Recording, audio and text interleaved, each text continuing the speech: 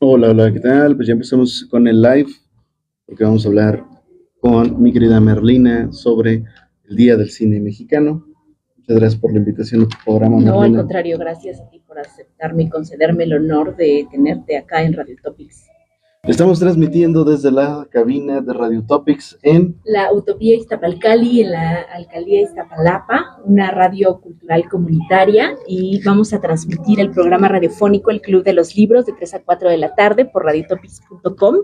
Ya en unos minutos comenzamos y nos vamos a deleitar con el trabajo de investigación, de experiencia, de historia y todo el recorrido sobre el cine mexicano en conmemoración del Día Nacional del Cine Mexicano. Pues sobre todo, si conoces a alguien que no nos pueda sintonizar a través de TikTok, mándale el sitio web de Radio Topics, que es radiotopics.com, y también en las redes sociales, en Instagram, en Facebook, pueden localizarnos como Radio Utopics. Así es, pues estamos ya por comenzar. Aquí el volumen así, ¿verdad? Igual. ¿Sí se escuchaba? No. ¿Tú Por sí? acá no. ¿Es lo que estaba sonando en las bocinas? No. Es que tiene un falsito.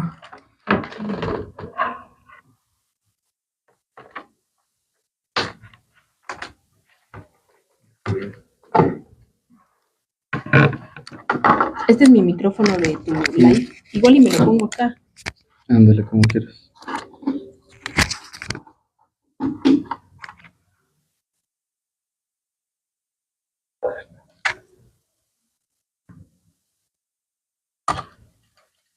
Déjame poner algo. Estamos resolviendo algunos problemitas técnicos aquí en la cabina de Radio Topics.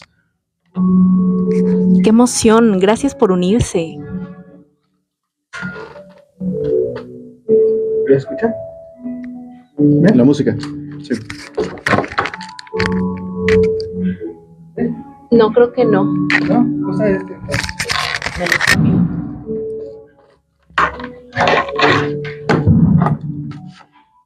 Ah, ya se escucha, ya escucho de este lado.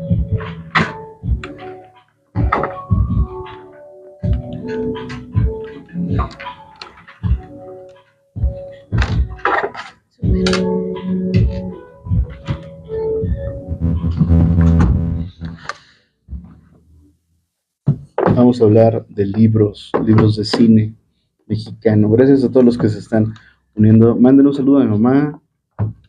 Muchas gracias. Un saludo a la mamá de aquí, de quien nos está sintonizando.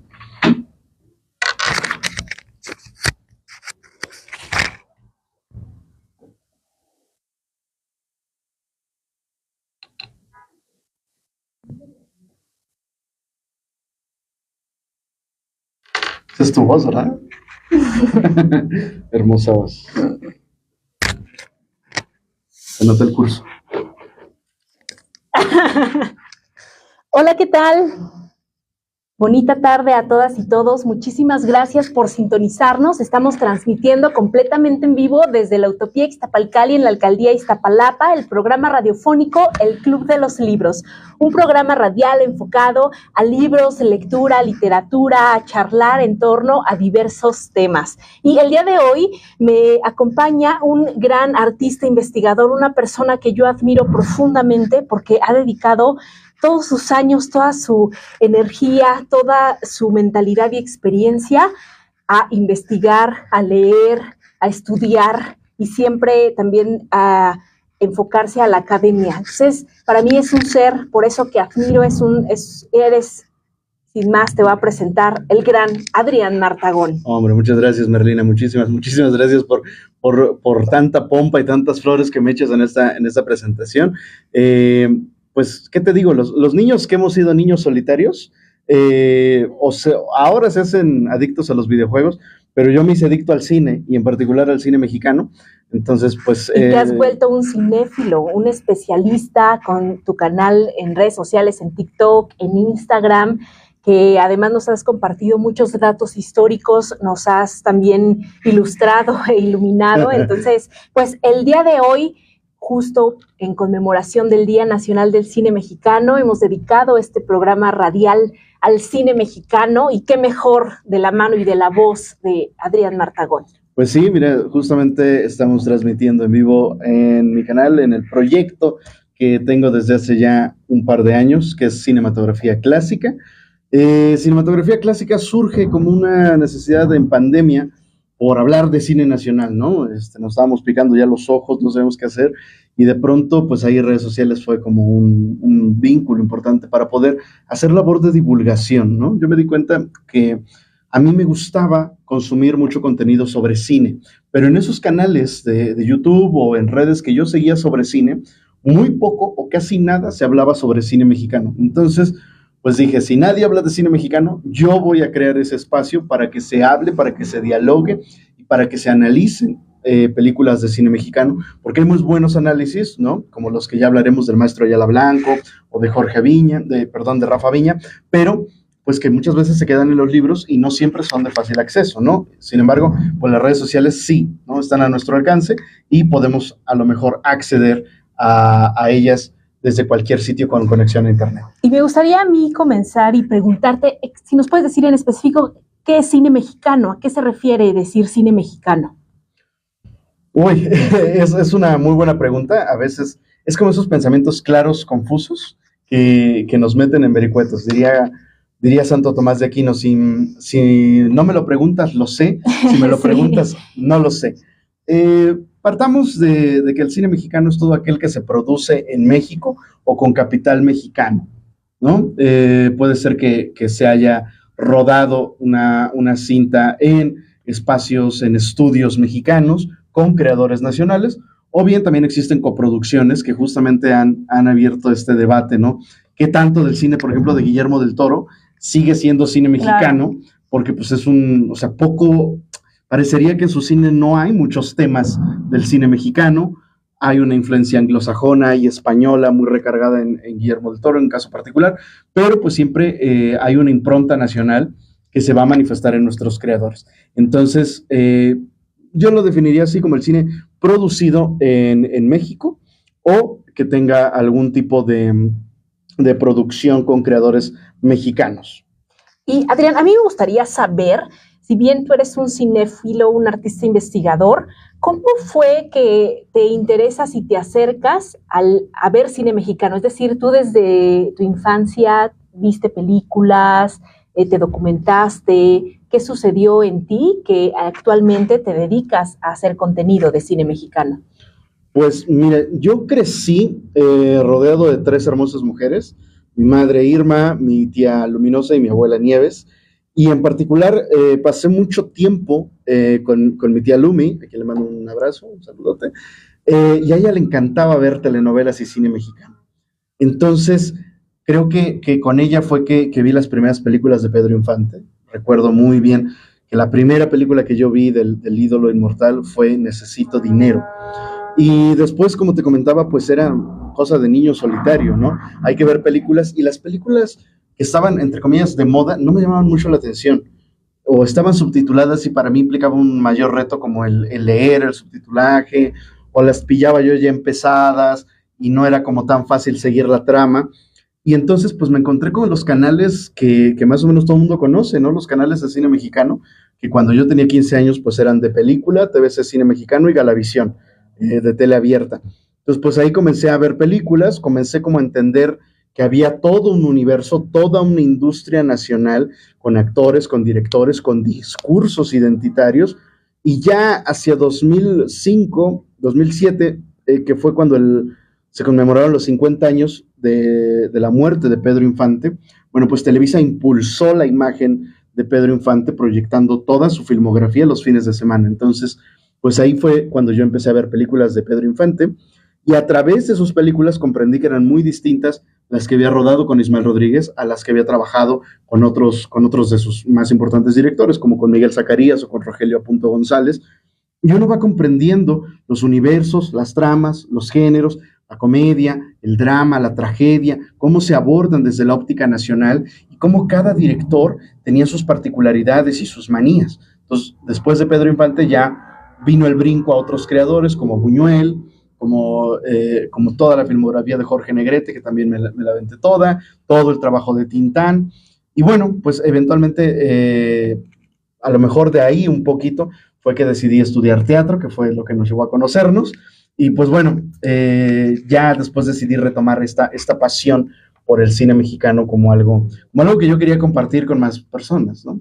Claro, y también desde el punto de vista de analizar los personajes, la trama, de estudiar la estructura de cada película, ¿no? Y también la historia de cada director.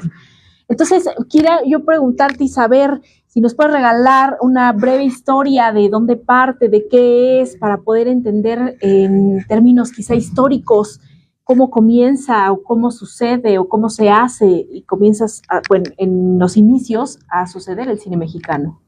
Pues mira, justamente se conmemora el 15 de agosto, porque se dice que fue un 15 de agosto de 1896, cuando se llevó a cabo la primera proyección cinematográfica en México. Estamos hablando de los últimos años del siglo XIX. En México estábamos viviendo el hermoso periodo del Porfiriato, y entonces es ahí cuando por primera vez en México se ve este invento de manufactura francesa.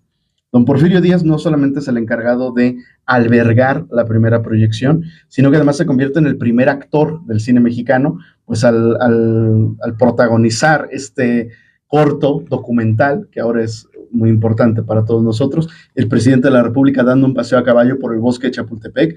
Es una vista pequeña creo que ni siquiera llega al minuto, si acaso un minuto, donde se le ve cabalgando, montando un caballo precioso, por el bosque de Chapultepec. Después el cine mexicano obviamente haría una labor documental importantísima, porque le toca todo el periodo tanto del centenario de la independencia como de la inmediata Revolución Mexicana. Entonces, muchas facciones revolucionarias, particularmente las facciones villistas, hacen uso propagandístico del cinematógrafo, ¿no? Se graban las batallas, se difunden las ideas, y obviamente todo ese material fílmico va a distribuirse por el resto del país, ¿no? Donde las noticias a lo mejor tenían la necesidad de ilustrarse, veíamos los rostros de los caudillos, por primera vez eran conocidas esas imágenes, ¿no? Algo que no había pasado con ninguna otra de las revoluciones.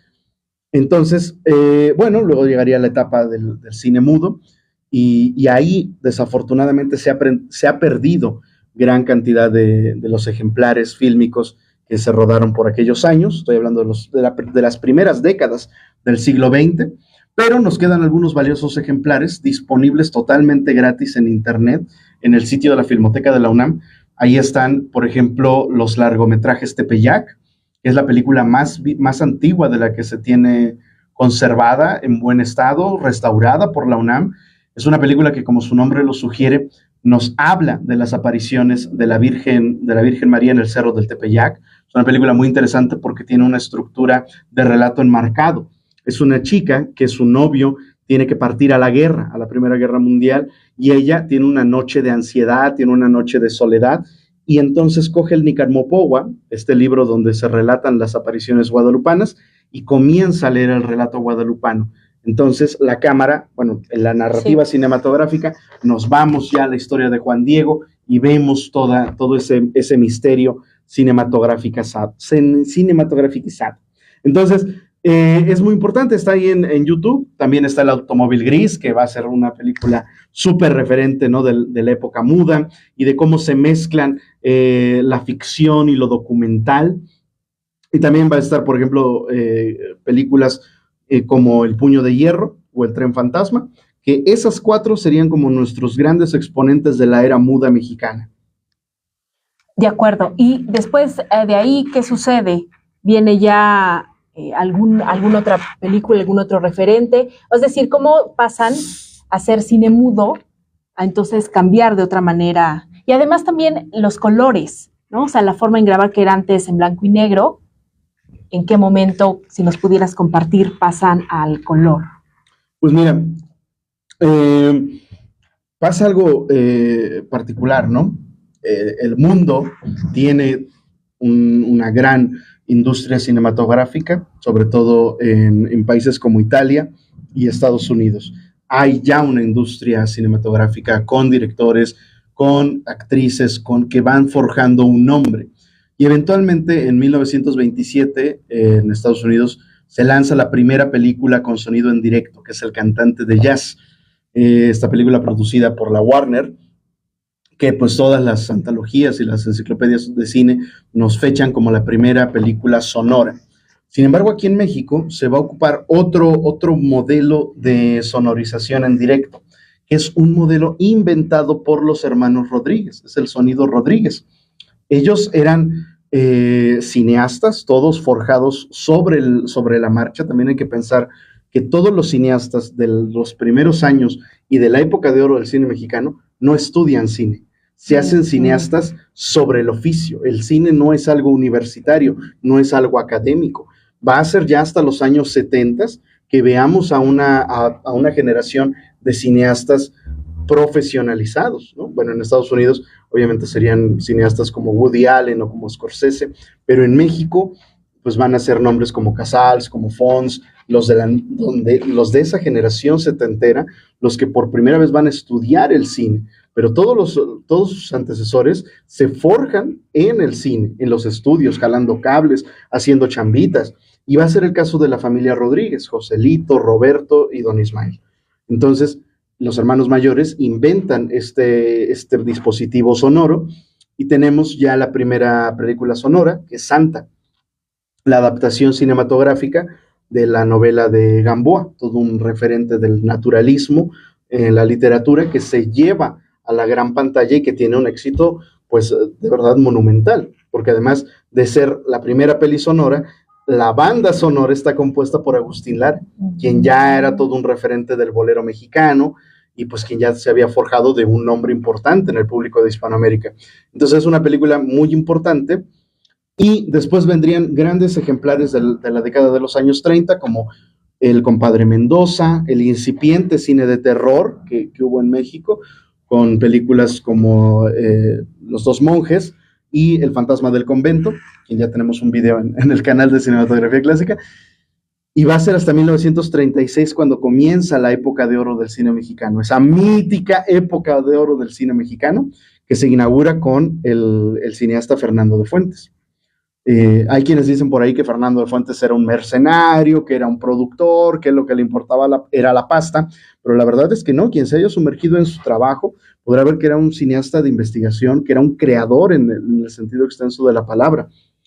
Las películas que abren la puerta grande de la época de oro van a ser Allá en el Rancho Grande, como comedia ranchera, la primera comedia ranchera, inaugura el género, y Vámonos con Pancho Villa, una óptica que además desmitifica la Revolución Mexicana y en particular la figura del Centauro del Norte.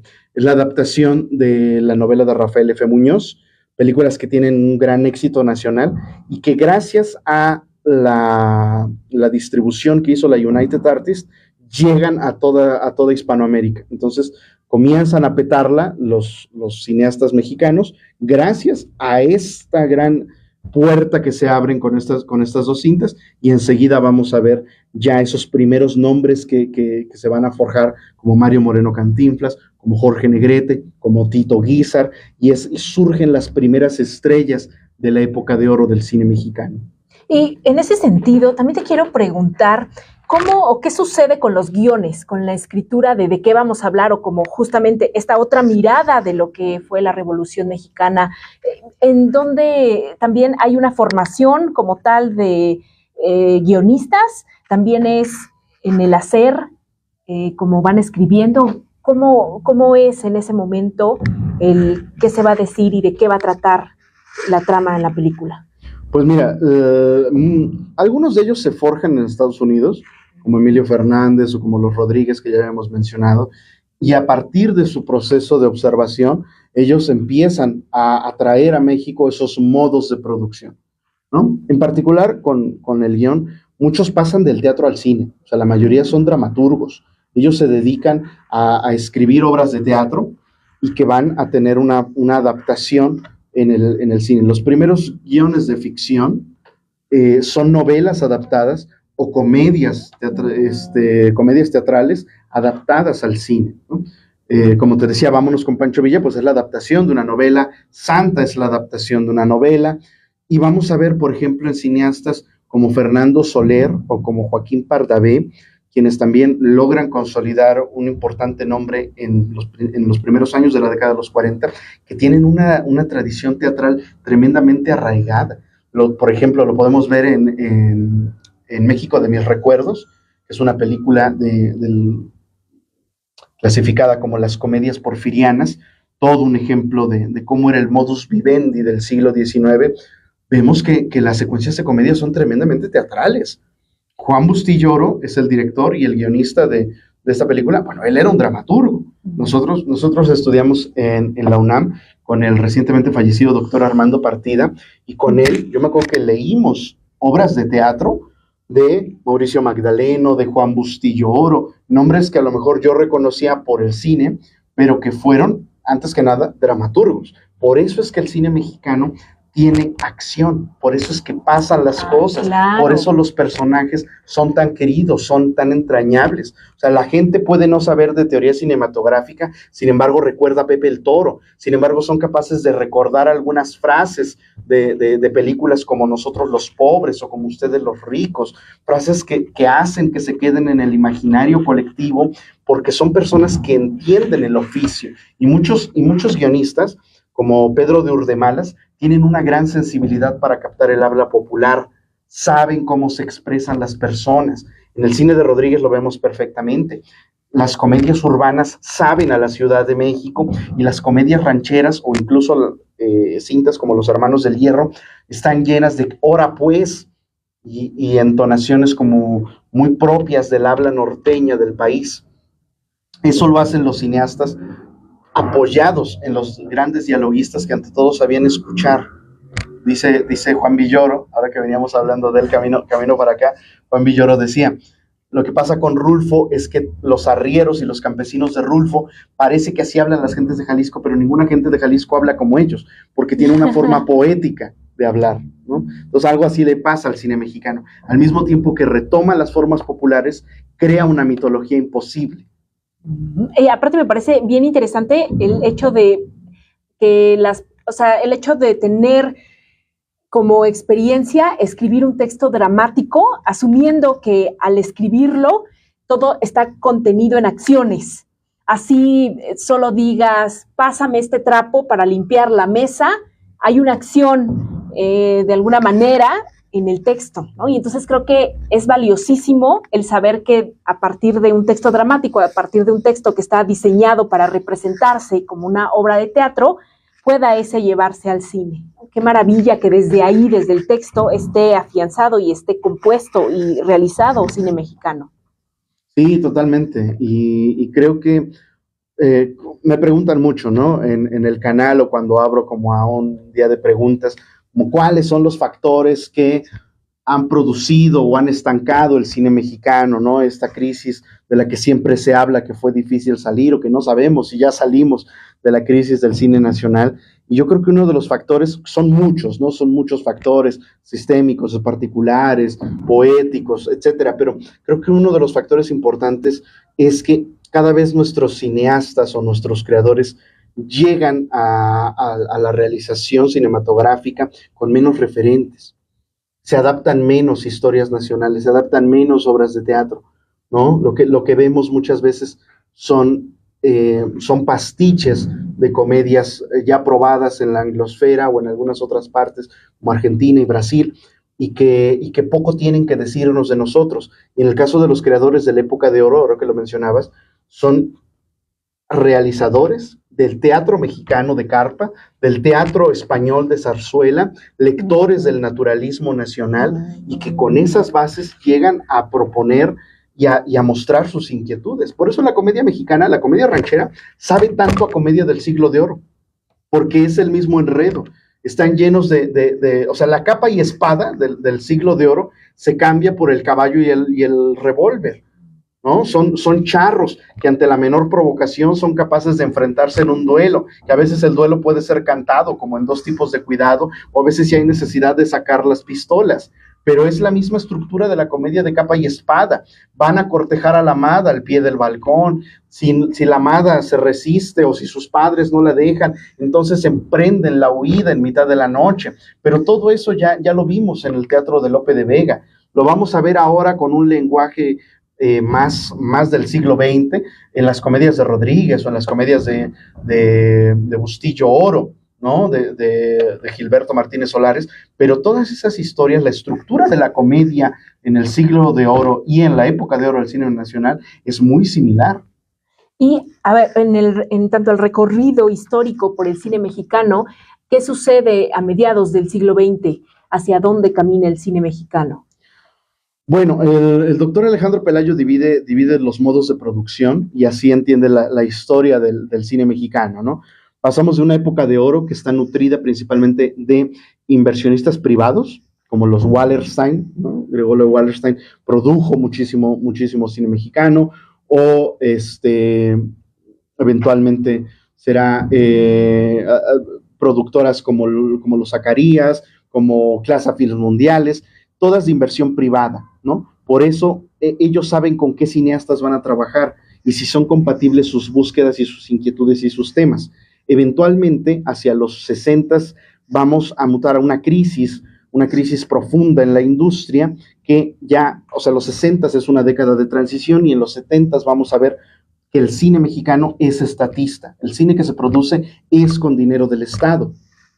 Va a producir, obviamente, también películas de autocrítica como Canoa, pero va a ser esa generación de Ripstein, de Casals, de Fons, va a ser financiada por dinero del Estado. Luego vamos a ver los 80 como otra década de transición que mayoritariamente surgen las cooperativas.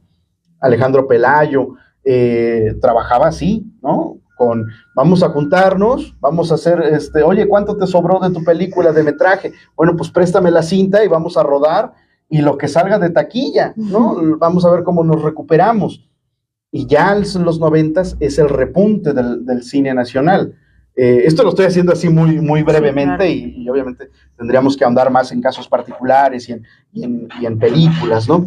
Pero ya en los 90s yo creo que como agua para chocolate de Alfonso Arau se abre nuevamente una puerta para que el exterior vea la riqueza de nuestro cine, que obviamente ya sería aprovechada pues, por los tres amigos, ¿no? Guillermo del Toro, y González Iñárritu y Alfonso Cuarón.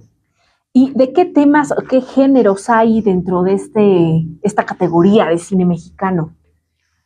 Y también, vaya, si nos gustan compartir alguna pregunta, alguna inquietud, ya sea por este live que estamos, y también invitarlos a los que nos están escuchando desde radiotopics.com. Si nos gustan mirar, estamos transmitiendo también en vivo desde la página oficial en TikTok de Adrián Martagón, que se llama Cinematografía Clásica. Cinematografía Clásica. Por acá también nos pueden hacer algunas preguntas, hacerle a este gran investigador. Adelante, y por acá las vamos a estar también respondiendo. Pues los géneros del cine mexicano justamente es un tema que estudia Rafael Aviña, tiene un libro publicado que así se llama, Géneros y temas del cine mexicano, y es muy importante ver, a mí me llama mucho la atención cómo nuestros géneros no son los mismos géneros que en el resto del mundo, y eso es impresionante, es una riqueza que a veces no valoramos, ¿no? En el western, así como Italia se apropia del western y nos lega los mejores western, los spaghetti westerns o los euro western, en México pasa algo similar con los chili western y grandes nombres del género como Ismael Rodríguez, como Ripstein. Ripstein, su ópera prima es Tiempo de Morir, que es un western, el género más difícil del cine, y él debuta con un gran western que es Tiempo de Morir. ¿Por qué es el género más difícil? Por todo lo que exige a nivel de producción. Tú necesitas meter caballos, necesitas meter trenes, necesitas meter efectos especiales o efectos prácticos como balazos. Las historias regularmente son de grande aliento, ¿no? Entonces es un género muy difícil y por aquellos años, que estaba muy de moda, se decía que todo director al menos se tenía que bautizar con un western para demostrar de lo que estaba hecho, ¿no? No todo el mundo podía ser John Ford. Y saberlo costear. Sin duda. Además, contar una historia interesante. Cuando Ismael Rodríguez se propone hacer Los Hermanos del Hierro, él sabe perfectamente que el western es un 90% acción física, balazos, persecuciones, encuentros bélicos, y un 10% de complejidad caracterológica y psicológica de los personajes. Y él dice, vamos a invertir las porciones, vamos a crear un 90% de construcción de personajes y un 10% de acción física, y lo logra. Los Hermanos del Hierro es hoy por hoy uno de los mejores westerns que hay, infravalorado desgraciadamente por la crítica extranjera, pero que es producido en México. Es un western trágico, tiene toda la estructura de la tragedia, que tú lo recordarás, es una tragedia tal cual, pero con la estética y los elementos y los emplazamientos del western. También tenemos la comedia ranchera, que no hay en ningún otro lado, el cine de luchadores, que no hay en ningún otro lado, y que México exporta, y que los franceses flipan, ¿no? Con El Santo. Un cine que no es una derivación del cine deportivo, es más una aproximación del cine fantástico. No nos importa la lucha del deportista por ser una figura de la lucha libre. Es el santo peleando con espectros como mujeres vampiro, como momias, como Drácula o Frankenstein, ¿no? O sea, el cine de luchadores es más un híbrido con la fantasía que con el cine deportivo. Sin embargo, también se produce cine deportivo. Tenemos cine bíblico religioso en México y poca gente lo conoce. Veníamos platicando de eso en el camino. Tenemos 3 películas que nos hablan de la vida de Cristo, dirigida por importantes creadores, y el género que a mí me parece más peculiar y del cual comenzamos esta conversación es el cine bélico. El cine bélico en Estados Unidos se define como todo aquel que habla de encuentros bélicos a partir de la Primera Guerra Mundial, ¿no? Guerra del Peloponeso no es cine bélico, Guerra de Troya no es cine bélico, es cine histórico, de época o un peplum, ¿no? Pero el cine bélico es todo aquel que nos habla de la Primera o Segunda Guerra Mundial y todas las guerras de Corea, de Vietnam, etc. En México, al no ser un país beligerante durante la Primera Guerra Mundial, nuestro cine bélico es el cine de la Revolución. Y tenemos una gran producción del cine de la Revolución, ¿no? Bueno, Emilio Fernández se encargó de forjar la mitología revolucionaria con películas como Enamorada, ¿no? Como inicié la conversación hablando de Vámonos con Pancho Villa. Ismael Rodríguez recuperaría ese género ya hacia los 60s con La Cucaracha o la trilogía que hizo de Así era Pancho Villa, donde estudia la figura del caudillo. Pero pasa algo muy importante con los géneros, que justamente son distintos y son particularidades de México, o el cine de rumberas, bataclanas, que es algo que tampoco pasa en el exterior. Estados Unidos está lleno de una censura puritana muy, muy fuerte, el famoso código Hays, que impide que se muestren pues piel, ¿no? Que se muestren los hombros en el caso de las chicas, que los hombres salgan en camiseta. Y en México tenemos a una Tongolele y a una Ninón Sevilla, y todos les estamos viendo las piernas, todos vemos esos vestuarios tropicales preciosos y los movimientos afrocubanos que tienen, que son tremendamente sensuales, algo impensable en Estados Unidos en los mismos años. Entonces es un cine que se exporta poco porque tienes una España franquista, tienes Estados Unidos con la represión puritana, y que en México se quede que tiene gran calado. Entonces los géneros es un tema vastísimo para hablar de ello, porque hay muchísimos géneros. Y que además cada género está diciendo de alguna manera un tema en específico a través del género, pero que ese tema nos está haciendo sentido a los mexicanos. Es algo que se está hablando de ese momento y que al final compone un tema de identidad, ¿no? Y que justo si lo ven en otro lado, en otro tiempo, no haga tanto sentido. ¿O sí? ¿Cuál es esa influencia?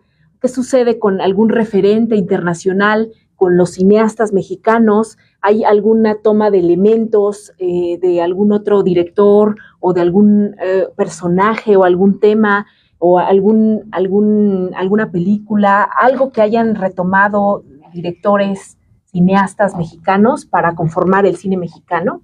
Sí, sin duda, vamos, hablar de algo tremendamente nacional no excluye las influencias extranjeras, ¿no?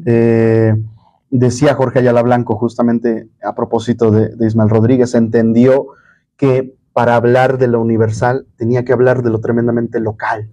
Entonces, la influencia internacional yo creo que llega justamente de la mano de Sergei Eisenstein, el padre del montaje, el cineasta ruso que llega en los años 30 a filmar Que Viva México, maravillado por todo el surrealismo mexicano, en particular por su fiesta del Día de Muertos. Entonces, su película es inacabada, Que Viva México. Sin embargo, con él trabajan algunos cineastas que se van a quedar a hacer cine mexicano y que van a ser importantes nombres. Me refiero al fotógrafo Alex Phillips, a Gabriel Figueroa, quien fue su discípulo, y quienes vamos a ver en su fotografía una influencia pues de lo que estaba pasando en Rusia, en particular con Einstein, ¿no? Pero, por ejemplo, Luis Buñuel, que viene exiliado por causas de la Guerra Civil Española, va a traer obviamente todo esa búsqueda surrealista que él abreva desde Francia y que luego, tras su paso por Estados Unidos, ahí descubre que es imposible no adaptarse al mundo anglosajón y que en México encuentra, yo sostengo que su mejor cine, el mejor cine de Luis Buñuel es el cine mexicano, que obviamente él se enojaba, ¿no? Porque le decían, oye, es que parece que es imposible que los españoles no hagamos algo sin que nos estén parando con Cervantes y con Velázquez y con Goya, pero sí, de alguna manera, sus cuadros, su puesta en escena es muy goyesca, nos habla de ese esperpento valleinclaniano también. Nazarín, que es una de mis películas favoritas de Buñuel, en 1959, es una adaptación de una novela de Benito Pérez Galdós. Todo ocurre en Madrid, todo ocurre en la España de finales del 19. La adaptación que hace Luis Buñuel y su guionista, que en este momento se me está borrando su nombre, porque no era Julio Alejandro, la emplazan en México, en el Porfiriato, y es una película que no sabe al Porfiriato, sabe a Madrid, sabe a España, sin embargo, tiene todos los rostros mexicanos y tiene un algo que no deja de ser nacional. Es una película criolla, en el sentido más llano de la palabra, ¿no? Porque tienes a un español como Paco Rabanne protagonizando la historia, y las prostitutas que aparecen en Nazarín tienen todo un maquillaje de litografía goyesca, pero es una historia que te habla de la llegada de la electricidad con el Porfiriato, que te habla de la precariedad, que es una peste en un pueblo de México. Entonces es una película criolla tremendamente. Y para saber y conocer también más sobre el cine mexicano, tenemos algunos libros y, bueno, críticos de cine, investigadores, como el maestro Jorge Ayala Blanco, y me comentaba sobre estas publicaciones. Tenemos acá La grandeza del cine mexicano y La herética del cine mexicano, y hay una serie de publicaciones que me recomendabas también, y se las recomendamos, acercarse a este gran maestro Jorge Ayala Blanco, y más publicaciones. Sí, pues estos tomos, qué bueno que los tienes, yo nunca los había visto en físico, pertenecen a una colección llamada El Abecedario del Cine Mexicano. Jorge Ayala Blanco publica por primera vez La aventura del cine mexicano, donde estudia la época de oro y un poquito más. Luego publica La bonanza del cine mexicano, me parece que se titula, es un título con B.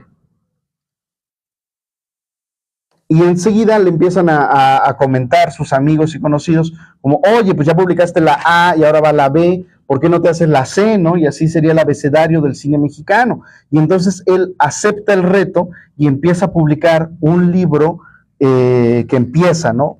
El adjetivo con una letra del abecedario. Por ejemplo, este es el tomo G, ¿no? La grandeza del cine mexicano. La H corresponde a la herética del cine mexicano, y aquí está compilada la historia de nuestro cine, desde la época de oro hasta nuestros días. Ahí el maestro Ayala Blanco va publicando su crítica cinematográfica. Vienen todas las películas que se han producido en nuestro México, desde el cine más comercial. Él se lo ve todo, es un enfermo de cinefilia, se ve todo. Dice, yo no discrimino a los Mauricio Ockman, a los Derbez, ni a los Chaparro. Yo me veo todo el cine mexicano, desde el más comercial hasta el más independiente, ¿no? Entonces, obviamente pasando por el institucional, el documental. Pero sin duda es una enciclopedia andante el maestro Ayala Blanco. Pues bueno, tenemos sus libros tanto en físico como en digital, están muy accesibles en las tiendas de la UNAM. Bueno, ha sacado reediciones ya con el sello de la UNAM, pero estos que tienes están muy padres, están muy bonitos, Editorial Océano. Qué guay que nos acompañan acá en el Club de los Libros.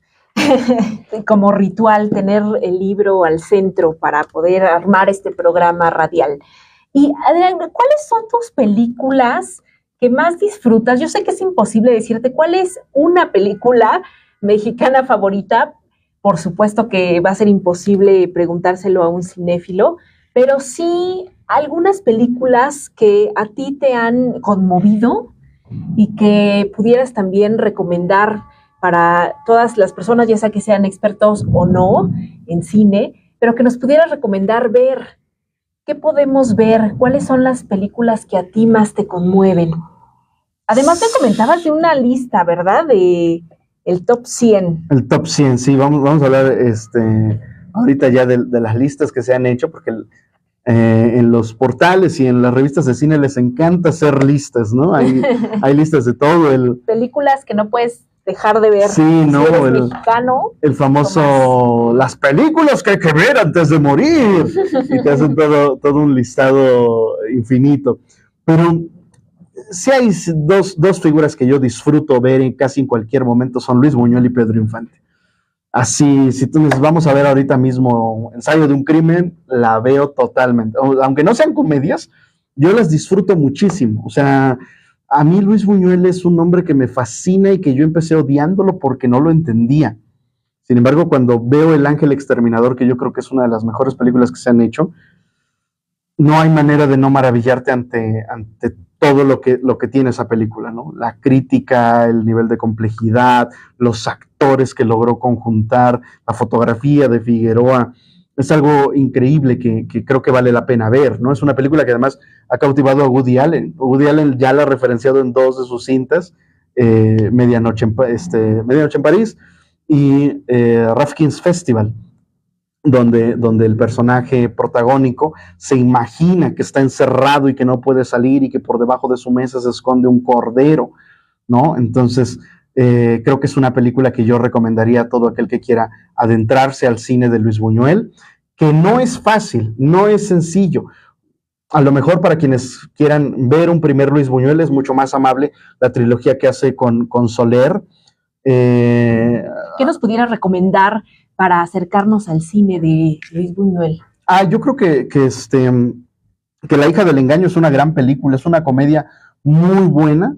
La hace también a partir de una obra de teatro, Don Quintín el Amargado, y es una comedia jocosísima y divertidísima. Están las obsesiones de Buñuel, está la crítica a la iglesia, está la crítica a los valores burgueses establecidos, pero además se nota que se la pasó bien. Es una película alimenticia, comercial tremendamente, pero todo está muy bien en esa película, todo funciona muy bien, es muy amable como puerta de entrada. También está El Gran Calavera, que fue adaptada ya, sabes, más recientemente como Nosotros los Nobles, pero esas son divertidísimas, son grandes comedias de Buñuel. Y otra película que yo adoro con toda mi alma es Macario. Macario, fue la primera historia que yo hice en teatro. Me vi la película, una película que está inspirada en un cuento de Bruno Traven, pero que la película supera la calidad de la narración original, pues es que la adapta Emilio Carballido y Roberto Gabaldón, que es el director, protagonizada por López Tarso. Creo que nos habla de nuestro México, nos habla de la condición humana, nos habla de Nueva España y de esa relación añeja que tenemos con la muerte. Desde los primeros minutos de la película, que es algo que no está en el cuento original, vemos cómo la muerte persigue a Macario. Cuando ve su nombre escrito en una calavera de azúcar, se horroriza. Y luego cuando va a llevarle la leña al fabricante de velas, el fabricante de velas le dice, tenemos que quedar bien con nuestros muertos, porque es en la muerte donde vamos a pasar mayor tiempo que en la vida. Nosotros tenemos la muerte ya inscrita en nuestro cuerpo. Puede ser acá, puede ser acá, puede ser en alguna parte, pero ya traemos escrita nuestra muerte. Nosotros tenemos que reconciliarnos con la idea de la muerte. Y me parece una película extraordinaria por donde se le vea, ¿no? Y la última que yo recomendaría, ya más en un tono de comedia, o sea, El Ángel Exterminador, Macario. Hablé mucho ya de Los Hermanos del Hierro, pero de Ismael Rodríguez yo recomendaría 2 tipos de cuidado. O sea, 2 tipos de cuidado es por mucho un gran referente de nuestro cine, de nuestras costumbres, de las figuras mitológicas que fueron Pedro Infante y Jorge Negrete, cada uno cantando, ese es un estilo identitario de nuestra música ranchera. Y nada, pues todas ellas son de muy fácil acceso, ¿no? Casi de acceso libre en YouTube. si no en alguna plataforma están con muy buena resolución. Pero esas son las 3 que yo recomendaría con el plus de los Hermanos del Hierro.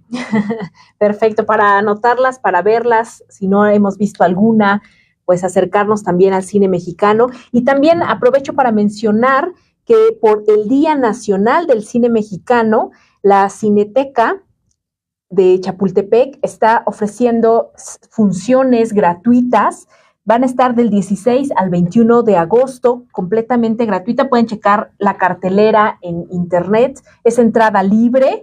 Y la Cineteca se encuentra en la avenida Vasco de Quiroga, 1345, cuarta sección de Chapultepec, Álvaro Obregón, Ciudad de México. También para acercarnos, es una semana entrada libre para disfrutar de cine mexicano, que se abren las puertas de la Cineteca Nacional Chapultepec. Por fin, qué bueno. Por fin, qué bueno, sí, para conocerla, para disfrutar, para también ahí analizar y dialogar. Cuéntanos sobre este top de las 100 películas de cine mexicano. Pues mira, fue una empresa que se aventó, la revista Somos, es una hoy extinta publicación, que tuvo varios números, bueno, sus números eran dedicados a estrellas del cine mexicano, y en 1994, en julio, lanzó este top 100 de lo mejor del cine mexicano. Para elaborar esta lista, obviamente echó mano de la opinión de expertos, como el maestro Ayala Blanco, como Rafael Aviña, como Carlos Monsiváis, un gran cinéfilo del cine nacional, que por cierto, paréntesis, aprovecho el momento que se habló de Monsiváis. El primer libro que yo leí de cine mexicano fue de Monsiváis. Entonces es un libro que se llama Las leyes del querer, tiene a Pedro Infante en la portada, no es exclusivo de Pedro Infante, aunque sí es protagónico en la literatura, pero es un gran libro donde Carlos Monsiváis, con ese estilo tan suave que tiene de narrar y de hacer la crónica, te introduce en la historia del cine mexicano y de lo que pasaba en la época de oro. Pedro Infante lo define como el machito chillón, ¿no? Pedro Infante nos enseña que el macho puede llorar y llora mucho, y no solamente es el macho bragado, sino que además es el conquistador que sabe ser cómico, te cae muy bien. Pedro Infante es imposible que te caiga mal, y en las películas donde peor cae, las hemos olvidado, pareciera que no existen las mujeres de mi general, ¿no? Monsiváis dice, es que no existe la abuela antes de Sara García. Cualquiera que te hable de las abuelas antes de Sara García, te está hablando de las propias. Con Sara García surge el arquetipo de la abuela, con su complejidad, con su machorrés, con su fuerza, con su abnegación, su catolicismo, todo lo que puede implicar el candor de una abuela es Sara García. Hasta antes de ella no existe un arquetipo tan sólido de abuela como Sara García. Entonces, me parece que también es fundamental para todos nuestro público radioescucha de lectores, Carlos Monsiváis y su libro Las leyes del querer. Pero vamos a la lista. Voy a decir nada más el top 10, ¿te parece? Sí, perfecto. En el puesto número 1 está Vámonos con Pancho Villa, de Fernando de Fuentes. El puesto número 2, Los Olvidados, de Luis Buñuel. En el sitio 3, El compadre Mendoza, de Fernando de Fuentes. Puesto número 4, Aventurera, de Alberto Gout. Puesto número 5, Una familia de tantas, de Alejandro Galindo. ¿Y me ayudas con las últimas 5? Claro. Puesto número 6, Nazarín, de Luis Buñuel, de 1959. 7, Él, de Luis Buñuel. 8, La mujer del puerto, de Arcadi Boitier, 1933. El top 9 es de 1977, El lugar sin límites, de Arturo Ripstein. Y el 10, de 1940, ahí está el detalle, de Juan Bustillo Oro. Y estoy viendo que la fecha, porque no hay, ¿hasta cuándo fue el top 10? No hay del... Hasta 1994. Si no hay del siglo XXI. Después el sector cine hizo un top actualizando esta lista, donde vuelve a colaborar Rafael Aviña, y ya entran muchas películas pues de nuestros creadores más recientes, como Alfonso Ruiz Palacios, como Los Tres Amigos. ¿Qué opinas del cine mexicano actual? Creo que hay muy buenas propuestas. Para mí la mejor película que he visto del cine actual es Pedro Páramo. Me parece que es una película muy bien lograda, o sea, para el reto que tenía enfrente, que era adaptar la mejor novela de la literatura nacional, creo que lo logra muy bien. Uno tiene que ver Pedro Páramo de cualquiera de las adaptaciones que se han hecho, pero en particular la de Rodrigo Prieto, hay que verla despejándose de la novela. No es la novela, no va a ser la novela y no está a la altura de la novela, ¿no? La novela será por siempre lo que es un templo de historia y de construcción literaria. La película no lo es y no está a su altura y no pretende serlo. Es la lectura que da Rodrigo Prieto y sus creadores de esta novela, ¿no? Y creo que lo hacen muy bien, creo que capturan elementos propios del realismo mágico, creo que están muy bien dibujados algunos personajes. El padre Rentería que hace Roberto Sosa es increíble, es increíble, ¿no? Este cura soberbio que le niega que no quiere oficiar el funeral de Miguel Páramo porque sabe que él mató a su hermano y violó a su sobrina. Sin embargo, su caridad cristiana un poco le obliga a hacerlo. Es un cura pecador, es un cura soberbio, es un cura que tiene una cruz por dentro verdaderamente. Y eso creo que Roberto Sosa lo hace muy bien. ¿Y hay algunos elementos que nos puedas sugerir al momento de ver cine mexicano que quizá nos invite a estar con un ojo crítico o simplemente disfrutable, o algunos elementos a los que mirar que podamos abonar como pues espectadores? El primer elemento que yo creo que debemos de tener es liberarnos del prejuicio. El cine mexicano no es chafa. Debemos de acercarnos al cine nacional, porque el cine mexicano desde la época de oro hasta nuestros días tiene una gran variedad de historias, desde lo más comercial hasta lo más disruptivo, hasta lo más experimental, lo más social que puede haber, es diferente. Entonces no podemos decir es que todo el cine mexicano es chafa porque hemos visto a lo mejor comedietas de fácil acceso, porque también tenemos creadores que nos hablan de temas muy complejos o de realidades terribles, ¿no? Como el narcotráfico, la violencia. Son temas difíciles, pero que nuestros creadores creo que están mirando a ellos de alguna manera, ¿no? Ahí tienes importantes ejemplos, pues como Sujo, nominada al Ariel, que aborda este tema del narcotráfico y cómo repercute en la criación de un infante, ¿no?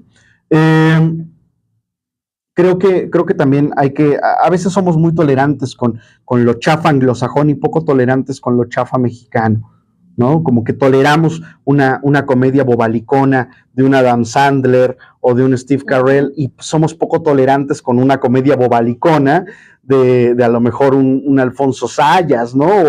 O un Omar Chaparro. Y si ya me metí a la sala de cine, pues a ver No Manches Frida, pues mira, pues yo voy a disfrutarlo, ¿no? Porque algo habrá ahí, algún albur interesante habrá, algún momento de risa podrá despertar. O sea, creo que sí se forjó un malinchismo muy feo en las salas de cine, donde no solamente las cadenas comerciales proyectan más el cine anglosajón que el mexicano, sino que nosotros como espectadores, consumidores, vamos más a, bueno, pues está mala, pero pues aunque sea sale Dakota Johnson, sí, estoy hablando de Amores Materialistas. Está mala, pero pues bueno, sale Pedro Pascal, ¿no? Sí, que de alguna manera los cines comerciales definen la cartelera a partir de cómo los gustos de la audiencia, a partir de saber que se van a llenar y que, pues sí, cine independiente no van a proyectar porque quizá no les convenga, ¿no? Entonces, creo que ahí también nos queda, pues, quizá acercarnos más, empujar más, para que no solo se tenga que proyectar en lugares específicos donde transmitan cine independiente, ¿no? Y sea de más fácil acceso poder mirar cine mexicano. En términos de futuro, ¿hacia dónde ves o miras que va el cine mexicano? Pero también si tú dirigieras algún mensaje como crítico de cine, como cinéfilo, como investigador a los creadores de cine mexicano, ¿qué les dirías? ¿Qué habría a los que hacen actualmente cine que reforzar, que fortalecer o todavía que afianzar más? ¿Hacia dónde? Un poco la pregunta es hacia el futuro.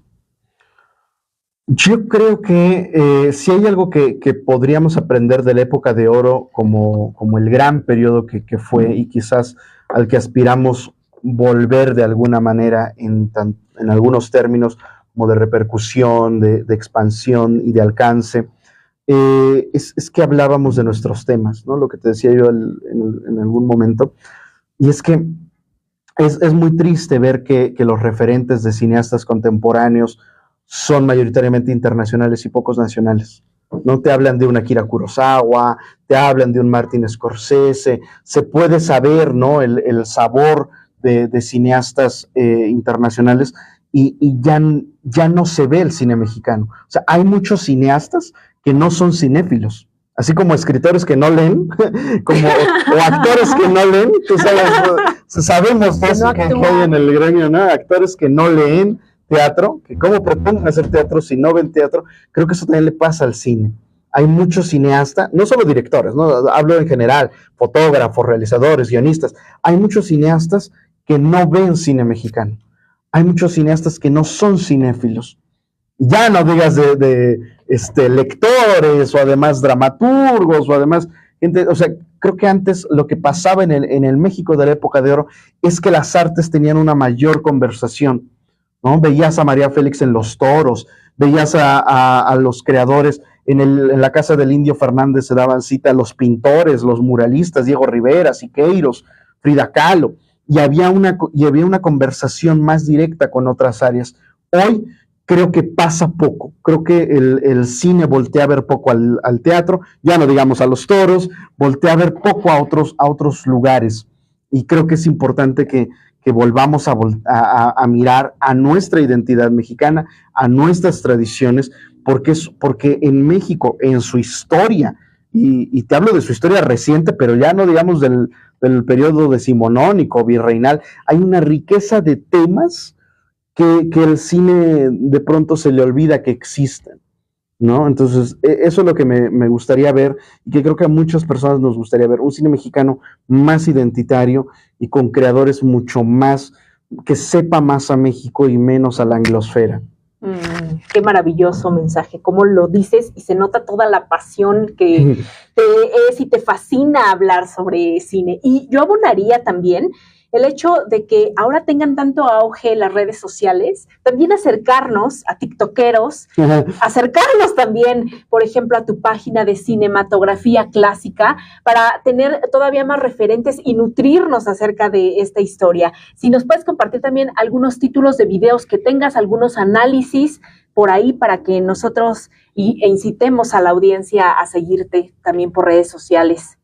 Pues gracias por el comercial, por regalarme el comercial. Sí, el canal de cinematografía clásica es ahí un espacio breve para que a lo mejor quien se topa con un video mío vaya a buscar las películas, ¿no? Que diga, ay, esa la voy a guardar para ver la cinta después, ¿no? Entonces quiero ser esa puerta de entrada a la curiosidad de muchos que les gusta el cine, pero que no se han acercado al cine mexicano porque a lo mejor no lo conocen, ¿no? Por ahí tengo también mis tops en el canal, hay chismes, hay historia, hay análisis.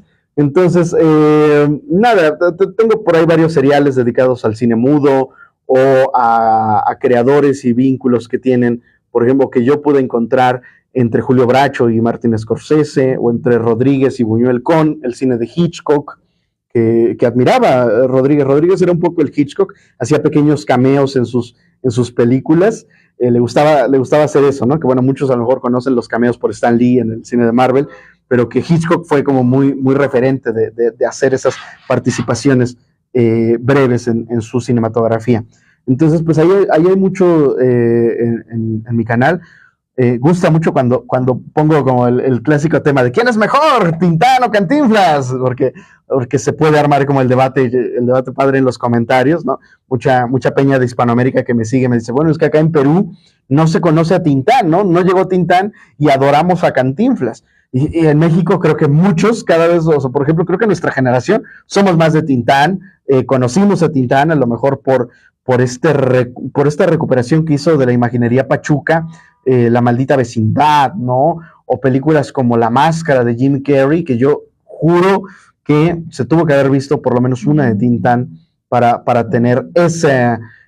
Tintán y Jim Carrey tienen mucha similitud, ¿no? Son maestros de la comedia física, de la gestual, Los dos los hemos visto enfundados en el traje de Pachuco. Y Adrián, estamos por llegar al final del programa radial. Sí, te vi ya cortando. Y qué rica conversación. Bueno, nos has ilustrado una vez más, noto tu pasión y esta gran aventura que has emprendido también en TikTok, que has emprendido en el estudio exhausto de cine y de muchos otros temas también, en tema de historia del arte teatral, de dramaturgia. Y yo no me puedo ir sin cerrar este programa y preguntarte, al verte con esta entrega total, es decir, al final estás creando una comunidad en la vida diaria, en redes sociales, como has dicho, porque defiendes el cine mexicano por un tema de identidad nacional, por un tema colectivo, porque nos compete a todas y todos.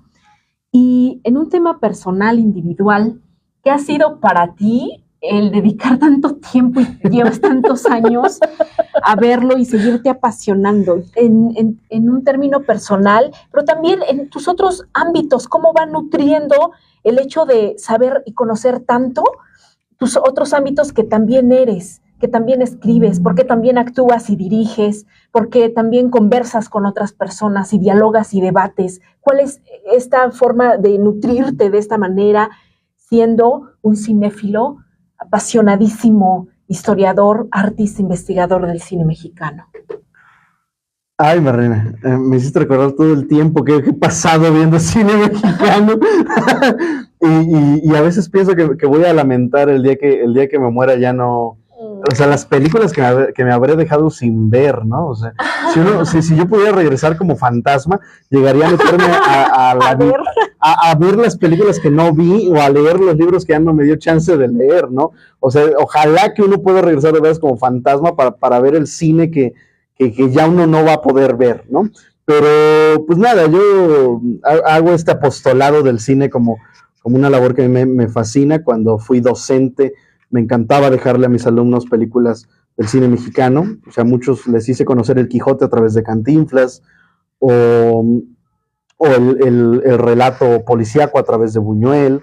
En fin, me apasiona sentir que por lo menos alguno los he acercado, les he despertado la curiosidad, ¿no? O qué ha sido ese video que han esperado y que han dicho, claro, yo pensaba lo mismo cuando vi esta película, pero no tuve con quién comentarla.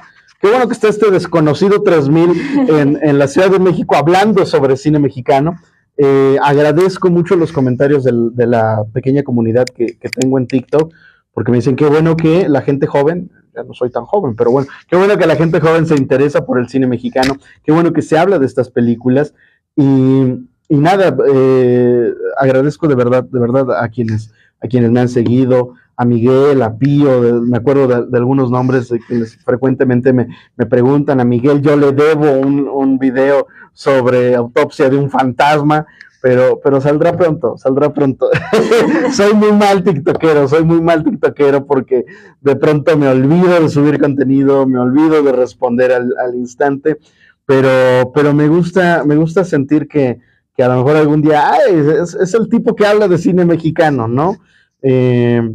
Como decía yo, ¿no? Hay varios que hablan de cine, afortunadamente, pero de cine mexicano en exclusivo siento que no, o que no hay con tanta proyección. Hay muchos de chismes, ¿no? Como de, el hijo que tuvo Sara Montiel y Pedro Infante, y que la historia que no sabías. Pero siento que se quedan como en eso, en el chisme, ¿no? No hay como entrarle a la crítica, entrarle al análisis, desmenuzar cómo pasan las escenas.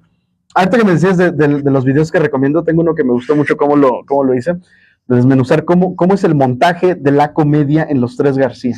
Véanlo porque está muy padre cómo se analizan los planos que supo poner Ismael Rodríguez al momento en que los tres salen a torear una vaquilla para quedar bien con la chica y demostrar su hombría, y esa hombría obviamente ridiculizada, ¿no?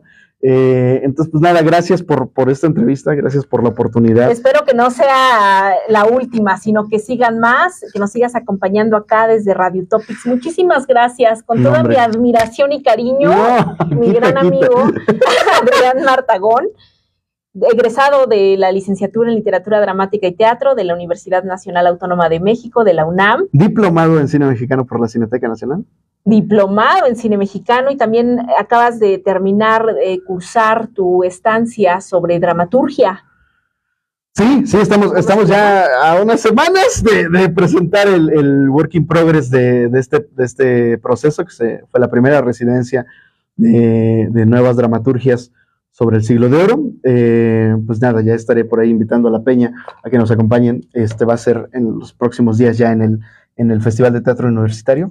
Pues muchísimas gracias por acompañarnos desde acá. Repetimos las redes sociales para que lo puedan seguir a Adrián Martagón en esta trayectoria y también en esta historia del cine mexicano, que son @cinematografía clásica, así me encuentran en TikTok, en Instagram, en YouTube. Y también nos pueden seguir a través de las redes sociales de Radio Utopics. Muchísimas gracias por sintonizarnos, que tengan una bonita tarde. Sigamos festejando este Día Nacional del Cine Mexicano y por acá nos despedimos de la Utopía Iztapalcali en la Alcaldía Iztapalapa. Muchísimas gracias por acompañarnos y nos vemos en la siguiente emisión del Club de los Libros. Que tengan una bonita tarde. Hasta luego, muchísimas gracias a todos. Ahora no hubo comerciales. No, porque me estoy acordando. Estoy acordando. ¿Esperabas la pausa? Sí. Para tomar agua. No, nos la seguimos así. Nos la seguimos. Eres un experto. Ay, nos vemos. Nos vemos en TikTok. Nos vemos en preguntas TikTok. No. Bueno, muchísimas gracias. Por acá, ¿no había preguntas? Nos vemos, bonita tarde, qué gusto. Esta muchacha bonita me va a invitar una gordita, ahorita al salir de aquí. Sí, unas gorditas de pastor y de suadero en Iztapalapa con una Coca-Cola bien fría, ahí se pueden decir, ya la mención. Sí. No nos paga Coca-Cola, pero ya la mencionamos. Su servidora y amiga Merlina Olivares. Muchas gracias a los que se conectaron.